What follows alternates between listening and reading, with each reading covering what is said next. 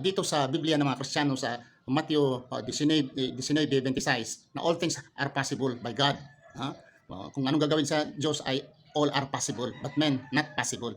I explain nga sa Islam hindi ganon. Nga sa Islam, what is possible by God, all things, yung He wills, things that He wills. Pero talaga sa kanila ay magagawa talaga lahat.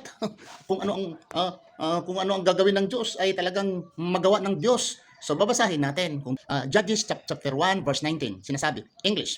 And the Lord was with Judah, and he drive out the inhabitants of the mountain, but could not drive out the inhabitants of the valley, because they had chariots of iron. Hindi nila makayang paalisin, ha? The Lord with Judah pa. Okay? Sa Tagalog.